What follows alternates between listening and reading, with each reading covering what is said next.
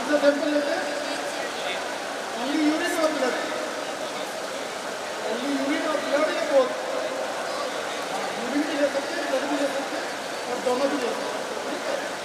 तो किसी किसी को आपका आइडिया है, बहुत सारे बच्चों को आपका आइडिया नहीं है, तो थोड़ा सा बता दें क्या है, हमें लेना चाहिए, not Audible, sample collection I think जब कीप क्लोज ऑडिबल ही नहीं तो आपको बोलने का मीनिंग नहीं, तो कॉर्डलेस है, कॉर्डलेस ले लो, कॉर्डलेस ठीक है। आप बोल रहे हैं तो हमें नहीं सुनाई दे रहा, तो मुझे भी लग रहा था कॉर्डलेस ले लो, 2 मिनट लगेंगे।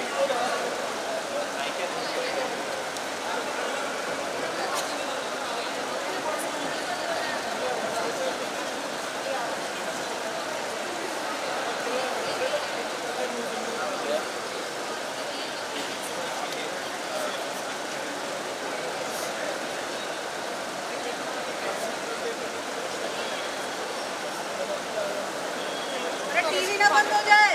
चेक कर रहा, चेक नहीं होगा बस।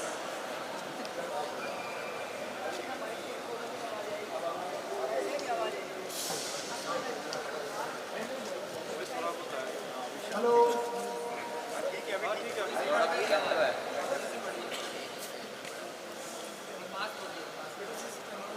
तो हम लोग सबसे पहले कुछ भी करने से पहले स्पोर्ट्समैनशिप एक बहुत जरूरी चीज़ है।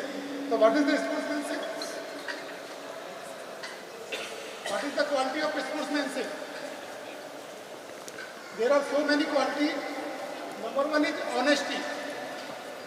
अब आवाज आ रहा है थोड़ा? आ रही है। Number 1 is honesty, second is commitment, third is patience, fourth one is perseverance. What is the Perseverance?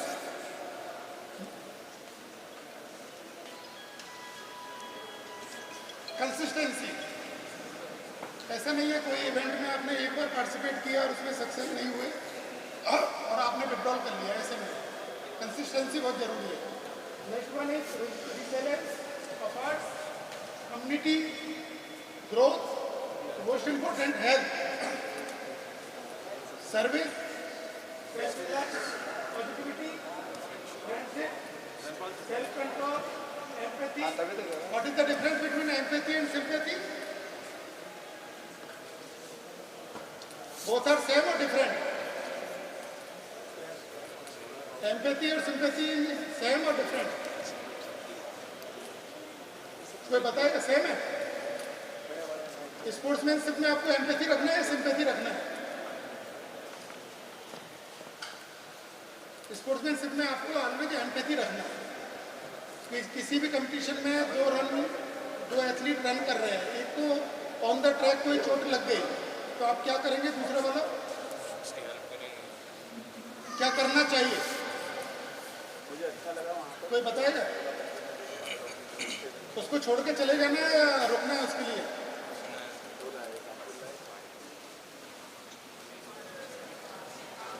क्या करना चाहिए?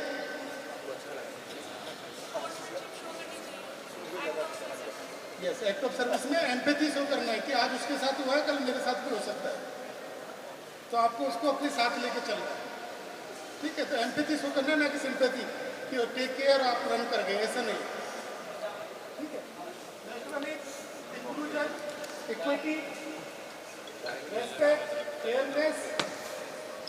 नाडा की टैगलाइन क्या है? Play fair. तो आपको फेयरनेस रखना है और ओपननेस। ओपननेस का मतलब है कि आप खुद ड्रॉप नहीं कर रहे हैं लेकिन कोई आपका साथी कर रहा है, तो आपको बताना है। किसको बताएंगे आप लोग? या तो आप नाडा को डायरेक्ट कॉल कर सकते हैं, नहीं तो अपने एएसपी को बता सकते हैं। एएसपी मतलब होता है एथलीट सपोर्ट पर्सनल। कौन कौन आता है एएसपी में? तो बताइएगा एएसपी में कौन कौन आता है? Number 1 coach, number 2 physiotherapist, number 3 आपका डॉक्टर, नंबर 4 आपके फ्रेंड्स, नंबर 5 आपकी फैमिली। फैमिली में कोई भी हो सकता है, आपके ब्रदर, सिस्टर, पेरेंट्स, ठीक है, ऑल आर इन ASP। कुछ समय पहले तक डॉप टेस्ट पॉजिटिव होने पे ओनली एथलीट को प्रॉब्लम होती थी, बैन होता था। अभी एथलीट के साथ साथ ASP भी बैन होता है। तो ASP में कौन कौन होते हैं? 5%। आपका कोच, फिजियोथेरेपिस्ट, डॉक्टर, फैमिली और फ्रेंड्स। फैमिली में ब्रदर, सिस्टर, पेरेंट्स, तो all are equal responsible. Next आता है व्हाट इज डॉप। एक मीनिंगफुल लैंग्वेज में बोला तो डॉप क्या है? कोई भी ऐसा सबस्टेंस जो आपकी परफॉर्मेंस को इनहेंस कर दे, दैट इज कॉल्ड डॉप। तो वो ऐसा नहीं है कि ओनली कोई मेडिसिन ही आपका डॉप में आएगा। ऐसा कोई भी सबस्टेंस जो आपकी परफॉर्मेंस को इनहेंस कर दे, इनहेंस मतलब बढ़ा दे, दैट इज कॉल्ड डॉप। सबस्टेंस में मतलब पदार्थ, कोई भी ऐसे खाने की वस्तु जो हम किसी भी रूप में ले रहे हैं, किसी भी मोड में हम बॉडी में इंजेक्ट कर रहे हैं। There are 3 mode of injection. Number 1 oral, किसी भी चीज़ को हम मुंह से ले सकते हैं। सेकेंड इज इंट्रामस्कुलर, मतलब मसल्स के थ्रू इंजेक्शन जो लेते हैं। थर्ड इज इंट्रावीनस, IV, सीधा ब्लड में ले रहे हैं। तो बॉडी में किसी भी चीज़ को इंजेक्ट करने के कौन से 3 मेथड है? या तो हम मुंह से खा सकते हैं, या हम सीधा मसल्स में इंजेक्शन ले सकते हैं, या फिर सीधा IV इंट्रावीनस ले सकते हैं। ठीक है, तो what is the definition of the dope? ऐसा कोई भी substance which enhance the performance of the athlete, called डॉप।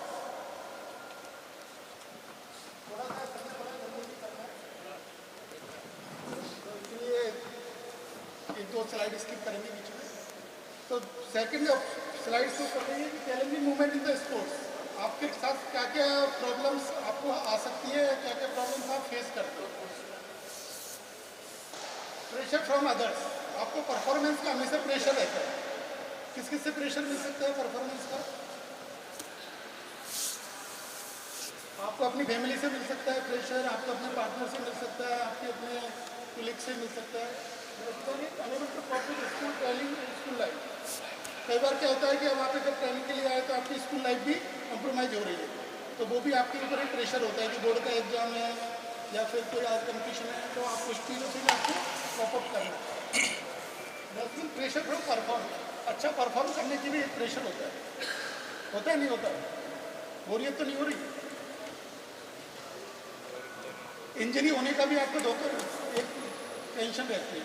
तो there are so many challenging moments. अब इनको निकालने के लिए भी हमको ओवरकम करना है, तो उसके लिए क्या?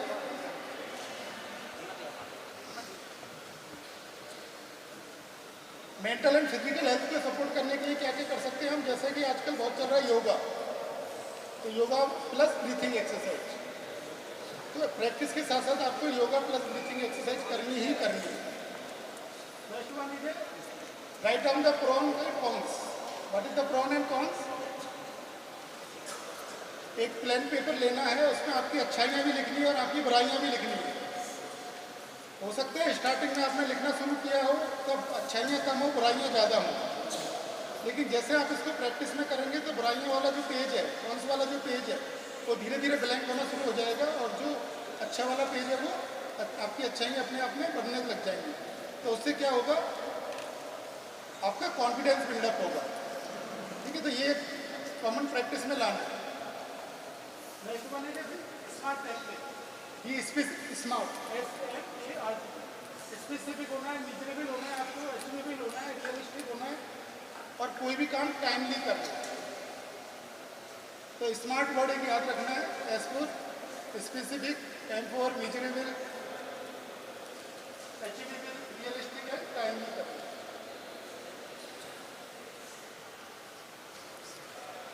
अब नेक्स्ट क्वेश्चन आता है कि कौन कौन से सबस्टेंस हैं, मतलब पदार्थ। सबस्टेंस में बार बार बोल रहा हूँ, मतलब खाने की चीज़ है या बॉडी में इंजेक्ट करने की चीज़ है, हमें कौन से लेना चाहिए, कौन से नहीं लेना चाहिए।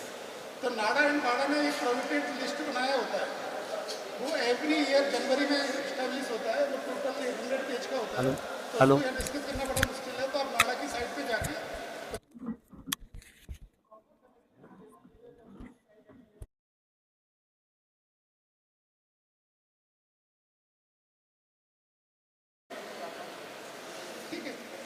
There are 2 type of competition. अभी आप इन कंपटीशन है और आउट कंपटीशन है।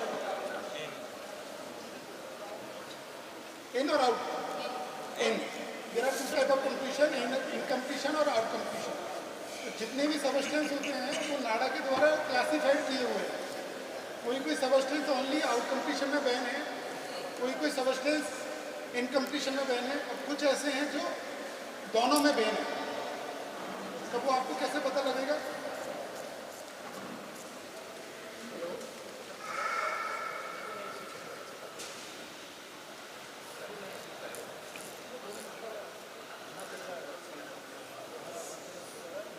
तो कुछ सबस्टेंस ऐसे होते हैं जो इन कंप्लीशन में बैन होते हैं, कुछ सबस्टेंस ऐसे होते हैं जो आउट कंप्लीशन में बैन होते हैं, कुछ दोनों में बैन होते हैं। तो हमें अकॉर्डिंग टू प्रोविडेड लिस्ट जो नाड़ा बाड़ा द्वारा एवरी ईयर जनवरी में पब्लिश होती है, वो रीड करते रहना। आपको ज़्यादा टाइम नहीं मिलता, हमें पता है। तो आपको करना क्या है, एक नो योर मेडिसिन करके एक ऐप है, Android as well as iOS, तो वो आपको डाउनलोड करना है। कोई भी आपको डाउट है वो मेडिसिन उसमें टाइप कीजिए, और आपका इनकेस ग्रीन थम्स और अप आता है तो आप ले सकते हैं, और रेड थम और डाउन आता है इट मीन्स नहीं ले सकते। सिंपल सा है। पूरी प्रोविडेड लिस्ट पढ़ना आपके लिए बहुत मुश्किल है, तो उसको हम लोगों ने किया क्या है, KYM एप्लीकेशन बना दिया, नो योर मेडिसिन। तो उसमें आप कुछ भी टाइप करेंगे, यदि ग्रीन सिग्नल है तो आप ले सकते हैं, और नहीं है तो नहीं ले सकते।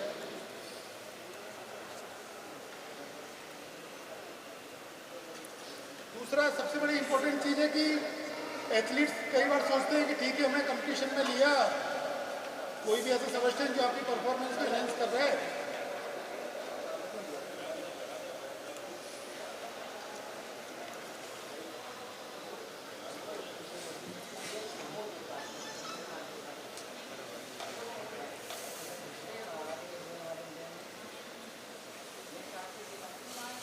कोई भी ऐसा सबस्टेंस हम ले लेते हैं, क्या फर्क पड़ता है। लेकिन ऐसा नहीं है, वो आपकी परफॉर्मेंस को एनहेंस कर देगा, लेकिन आपकी बॉडी पे भी साइड इफेक्ट करेगा।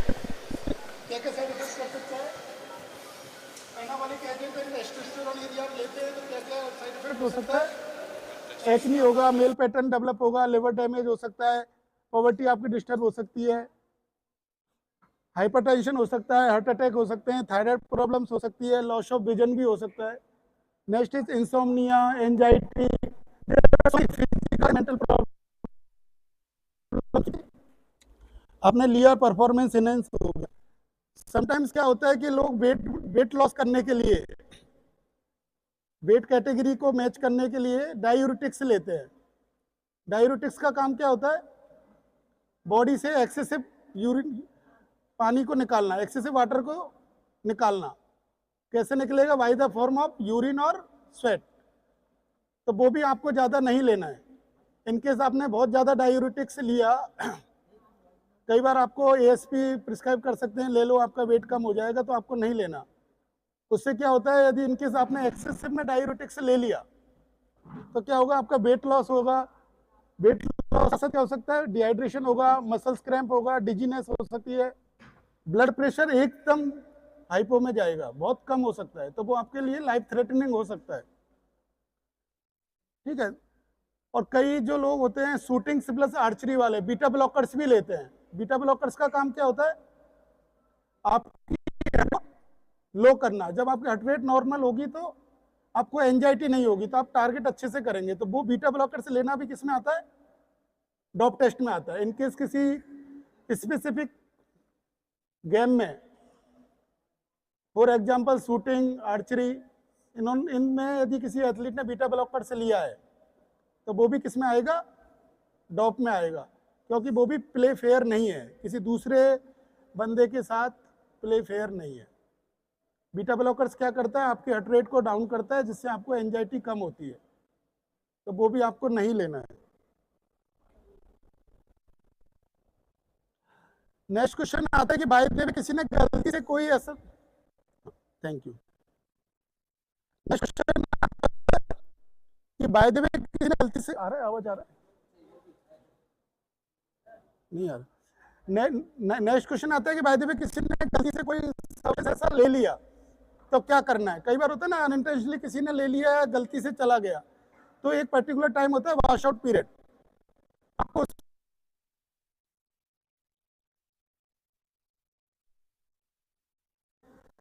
इंट्रामस्कुलर और इंट्रावीनस। तो आपने भाई देखिए इंट्रामस्कुलर बीटा मेथासोन मतलब ग्लूकोकॉर्टिकॉइड से लिया है, डेक्सोना, बेटनसोल ऐसा नाम सुना होगा, तो ये डॉक्टर से लिख देते हैं कई बार ना, तो आपको वो नहीं लेना है। और बाय द वे ले भी लिया तो आपको वॉश आउट पीरियड का वेट करना है। वॉश आउट पीरियड कुछ नहीं है, गलती से कोई सब्सटेंस आपकी बॉडी में चला गया है तो वो आपकी बॉडी से निकालने का मिनिमम टाइम कितना है, that is called wash out period. तो इंट्रामस्कुलर यदि आपने ग्लूकोकॉर्टिकॉइड्स मतलब बीटा मेथासोन, डेक्सामेथासोन लिया है तो 3 डेज लगेगा। अलग अलग टाइप का अलग अलग टाइम पीरियड है, मिनिमम 3 डेज, मैक्सिमम 60 डेज। आपने कोई भी सब्सटेंस स्टेरॉइड्स ग्लूकोकॉर्टिकॉइड्स ले लिया है तो मिनिमम 60 डेज लगेगा ही लगेगा। तो ये वॉश आउट पीरियड क्या है, इनकेस आपको लग रहा है गलती से चला गया तो 60 डेज के अंदर कोई भी इवेंट में पार्टिसिपेट मत कीजिए, इसलिए वॉश आउट पीरियड है। इनकेस आपने ले लिया और 60 डेज के अंदर आपका डॉप टेस्ट हो गया तो वो वाला सब्सटेंस टेस्ट में आएगा और आप बैन होंगे। तो आपको वॉश आउट पीरियड का बहुत ध्यान रखना है।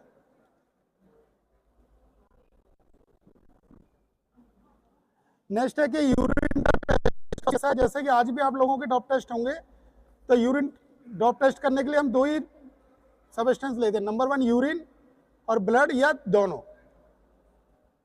ठीक है।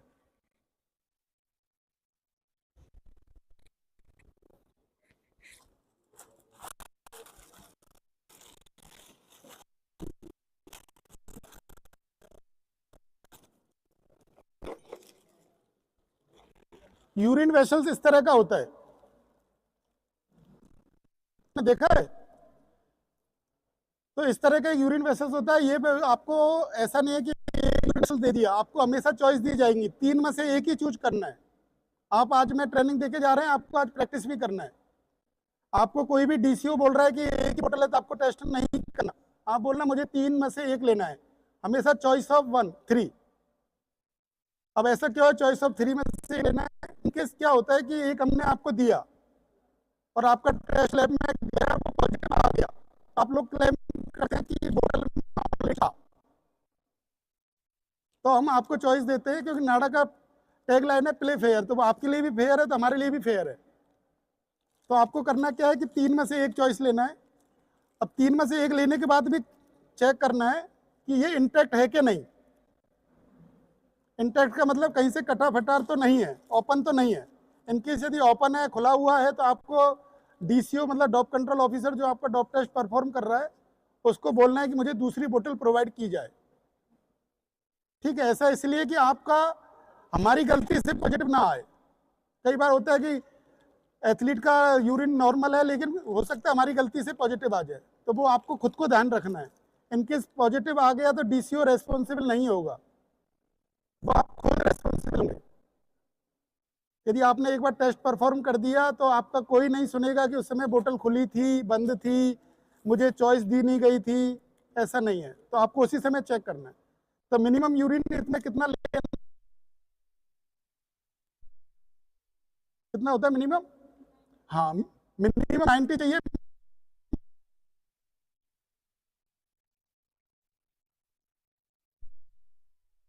वॉशरूम में जाके, तो उसके बाद इस तरह का आपको किट दिया जाएगा, तो वो भी आपको चॉइस ऑफ 3 दिया जाएगा, 3 में से एक को लेना है। तो ये वाली बोतल देने के बाद इसमें भी आपको 2 चीजें चेक करनी है। एक नंबर 1 देखना है ये भी इंटैक्ट है या नहीं, कहीं से कटा पिटा नहीं होना चाहिए। दूसरा एक्सपायरी नहीं होना चाहिए, इसमें एक्सपायरी डेट होता है वो नहीं होना चाहिए। और ये बोतल जब आप ऐसे खोलते हैं तो इसके अंदर 2 तरह का बोतल निकलता है, बोतल ए एंड बोतल बी। तो इसके अंदर भी आपको देखना है कि ये इसके अंदर कुछ होना नहीं चाहिए, एम्प्टी होना चाहिए, ठीक है।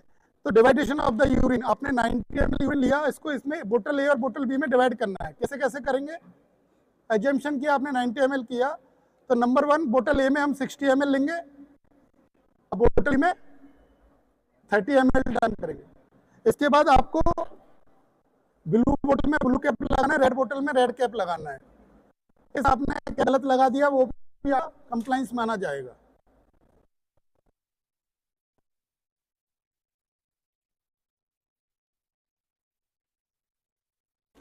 कोई बताएगा इसका आंसर ऐसा क्यों है? बताइए। कोई भी बताइए वॉलंटरी। ऐसा इसलिए है कि इनकेस आपका वोटर ले टेस्टिंग के लिए गया,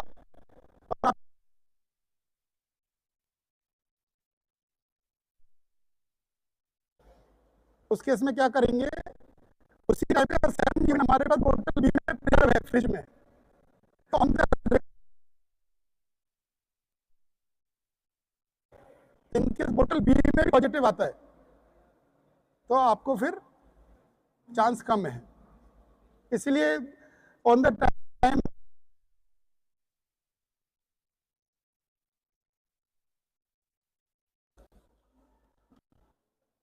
तो ये डॉप कंट्रोल प्रोसेस है। Number 1 selection of the athlete हम किसी भी लेवल पे कर सकते हैं। कोई ये क्वेश्चन नहीं कर सकता नाडा से कि बार बार मेरा ही कुछ टेस्ट क्यों किया जा रहा है।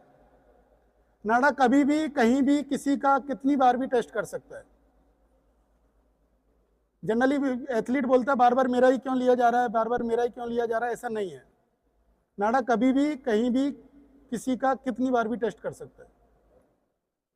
तो हम एथलीट का सिलेक्शन कैसे करते हैं, on the basis of medal, on the basis of random और टारगेट प्लेयर। टारगेट प्लेयर क्या होता है, जो अच्छा परफॉर्म कर रहा है national event as well as international event में। तो अभी आप में से तो कोई टारगेट प्लेयर नहीं होगा, आपका रैंडम और मेडल के हिसाब से ही सिलेक्शन होगा। टारगेट प्लेयर थोड़ा टाइम लगता है। अगेन वही नोटिफिकेशन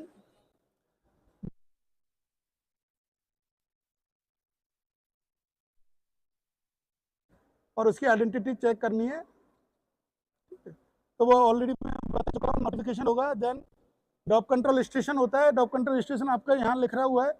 इसमें क्या होता है कि आपको बैठने के लिए चेयर्स होती है, अटैच लेटबाथ होता है, और पीने के लिए पानी की बोतल्स और कुछ कुछ बेवरेज होते हैं, ठीक है, बेवरेज होते हैं। चूज द वेसल्स हो गया, सैंपल कलेक्शन हो गया, मूत्र यूरिन वॉल्यूम हो गया, डिवाइडेशन हो गया, सील द हो गया। मैंने बताया ऑलरेडी, ब्लू कैप, ब्लू बोतल में ब्लू कैप, रेड बोतल में रेड कैप। यदि आपने इसको भी इंटरचेंज किया तो आपका माना जाएगा tampering of the sampling.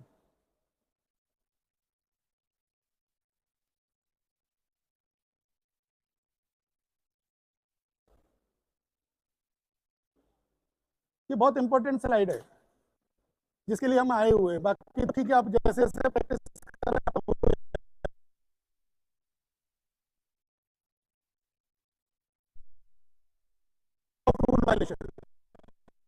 Rule violation होते हैं, उसको आपको बहुत इंपॉर्टेंट करना है। नंबर 1 हुआ कि प्रेजेंस। नंबर 1 हुआ प्रेजेंस।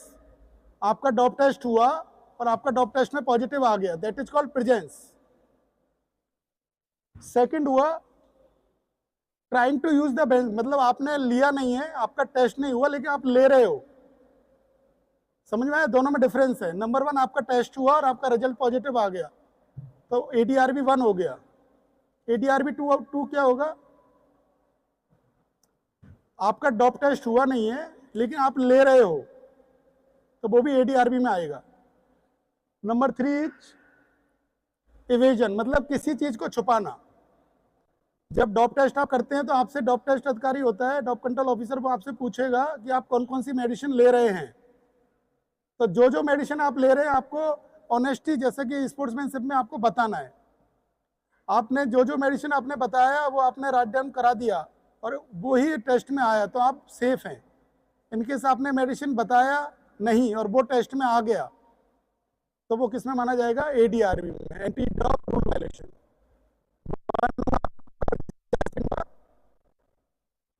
थर्ड हुआ hiding. Fourth one is whereabouts failure. Whereabouts में टारगेट, इनको नाडा को एवरी 3 मंथ का लेखा जोखा देना होता है कि 3 मंथ में वो लोग कहाँ है, पता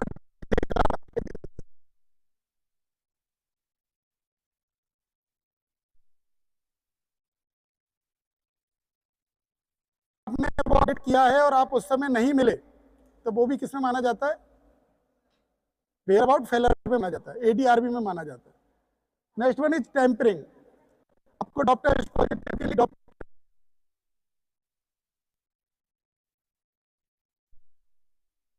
फिर मतलब बोलते हैं, समझ रहे हो ना, फैला दिया, कुछ किया आपने, उसको टेम्परिंग कर दी।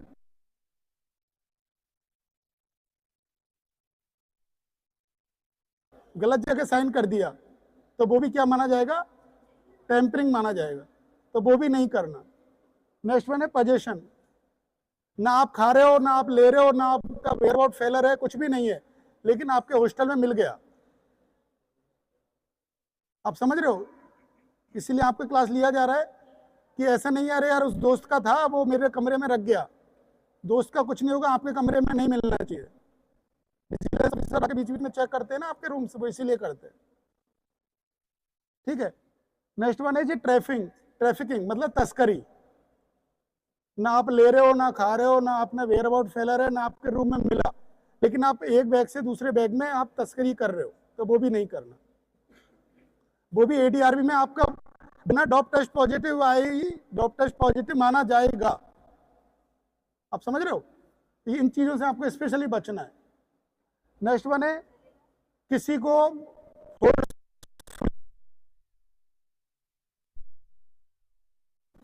ड्यू टू द रिवेंज, किसी से बदला लेने के लिए आपने उसको कुछ भी दे दिया तो वो भी आपको एडीआरबी में आएगा। एडीआरबी बार बार बोल रहा हूं, anti dope rule violation. Next one is complicity, किसी की हेल्प करना, डॉप के लिए किसी की हेल्प करना। नेक्स्ट वन इज प्रोविटेड एसोसिएशन, आजकल जैसे जैसे आप परफॉर्म करते हो तो जो अच्छी अच्छी संस्थाएं होती हैं, अच्छे अच्छे प्रोडक्ट वाले होते हैं, वो आपको हायर कर लेते हैं ऐड के लिए, तो आपको ऐसी किसी संस्था से भी एसोसिएशन से भी नहीं ऐड होना जो ऐसे सब्सटेंस बेचता हो जिसमें डॉप हो, तो वो भी किसमें माना जाएगा, डॉप टेस्ट में, एडीआरबी। नेक्स्ट और लास्ट वन, किसी को धमकाना, धमकाने का मतलब मेरा नाम पंकज सिंघल है, आज मैंने आपका डॉप टेस्ट पॉजिटिव किया और इनकेस 21 डेज के बाद आपका डॉप टेस्ट पॉजिटिव आ गया तो फिर आप बोलो अरे पंकज आओ फिर अब साईं के बाहर मिलते हैं, समझ रहे हो, तो ऐसा भी नहीं करना कि चलो मैं अब दिल्ली में अब आपके मेरे बहुत लोग हैं आपको करवा देते हैं खेल, तो ये भी नहीं करना, ऐसा होता है जनरली ना।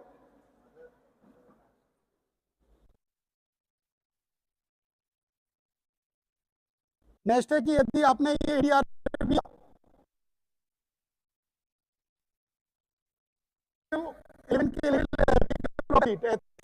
के सारे एप्लीकेबल है, लेकिन शुरू के स्टार्टिंग के 4 को छोड़ के 7 आपके एएसपी के ऊपर ही है, मतलब आपके साथ आपका कोच एएसपी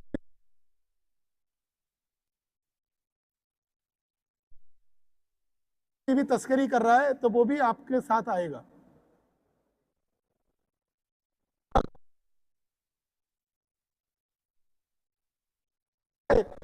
ये सब्सटेंस आप ले लो ड्रॉप नहीं आएगा तो आपको फेल नहीं करना, you have to be check.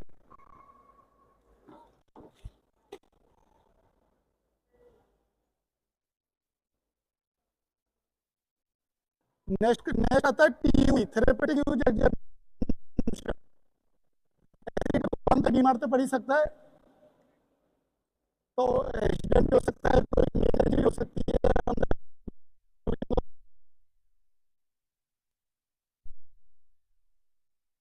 ऐसी कुछ मेडिसिन देना एसेंशियल हो जाता है जो डॉप में आती है, तो उसके क्या है, टीयू एक फॉर्म होता है थेरेपेटिक यूज एग्जामिनेशन, वो फॉर्म फिजिशियन के साथ फिल करके नाड़क को मेल करना है, मुझे ऐसे ऐसे मेरा ये डायग्नोस हुआ है, मेरा ये फ्रैक्चर हुआ है, या ये मुझे इंजरी हुई है, या ये मुझे ऑटोनोमिक डिजीज हुई है और मुझे ये वाला मेडिसिन लेना एसेंशियल है, वो आप नहीं बोलेंगे, वो आपका फिजिशियन फिल करेगा, ये डायग्नोस हुआ है और ये जरूरी है।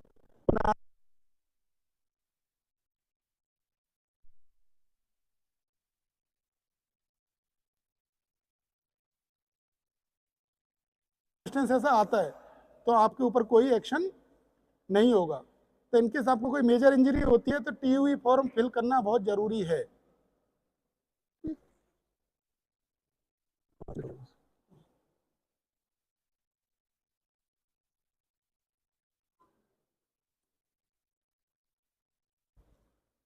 दूसरा आपका हुआ सप्लीमेंट, सप्लीमेंट लेना बहुत जरूरी होता है, जैसे कि आपको क्या करना है, सप्लीमेंट किसी भी अनऑथराइज पर्सन से नहीं लेना, क्योंकि अभी रिसेंटली कुछ हुआ है कि एक आदमी प्रोटीन ले रहा था, जूडो का ही प्लेयर था आपका, प्रोटीन ले रहा था, वो प्रोटीन के अंदर कुछ ऐसा सब्सटेंस था और वो डोप टेस्ट हो गया और पॉजिटिव आ गया। तो उस केस में भी आपको बचना है। उसमें एथलीट का कोई गलती नहीं था, लेकिन हो जाता है क्योंकि उसने किया क्या, किसी लोकल वेंडर से सप्लीमेंट ले लिया। तो आपको लोकल वेंडर से सप्लीमेंट नहीं लेना है। तो क्या क्या करना है सप्लीमेंट लेने के लिए? अकॉर्डिंग टू एज और आपके सेक्स के अकॉर्डिंग रिक्वायरमेंट से लेना है आपको। सेकंड, डोज कंफर्म करना है, एक्सपायरी डेट चेक करना है, टेम्पर प्रूफ देखना है, ऑथराइजेशन वाले से ही लेना है, और जो सर्टिफाइड है उसी से लेना है। ठीक है, थोड़ा टाइम शॉर्ट है। और दूसरा, बार बार आपका एजुकेशन का क्लास चलता रहता है। इंटेंस क्लास नहीं, आप ऑनलाइन क्लास भी ले सकते हैं। नाडा का अपना एक ADL करके ऐप है, उसमें आप जाके कोई भी आपके डाउट है आप उसमें वेबिनार की तरह आप ले सकते हैं। ठीक है, अभी किसी को कोई डाउट है? थैंक यू, बताइए। Thank you, thank you.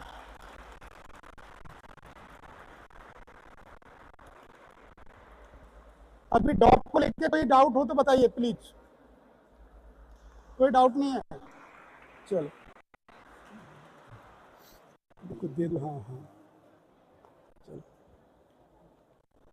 2 minute, 2 second बस, 2 सेकंड, 2 सेकंड। वॉलंटियर गिफ्ट है। मैं 2 क्वेश्चन पूछूंगा, जो जल्दी जवाब देगा उसको दिया जाएगा। Number 1, minimum requirement of urine. ऐसे कोई खड़ा हो गया?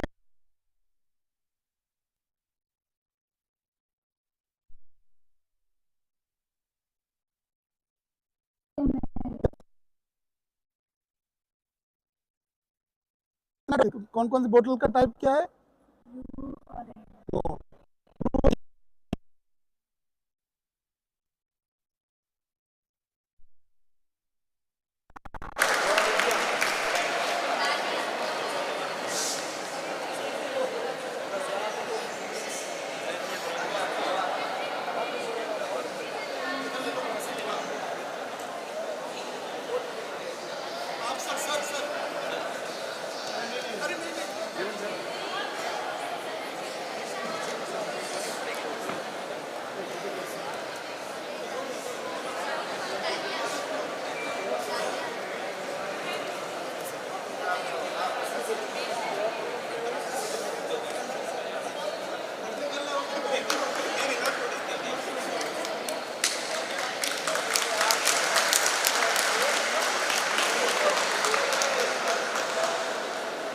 Next volunteer question for 1 call. Provident list कब पब्लिश होती है? अरे खड़ा हो गया ना। एक आई है।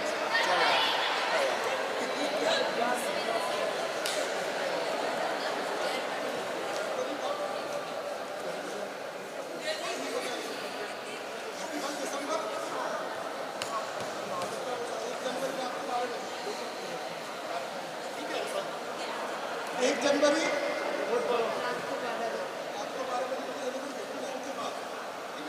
दिसंबर 1159 के बाद।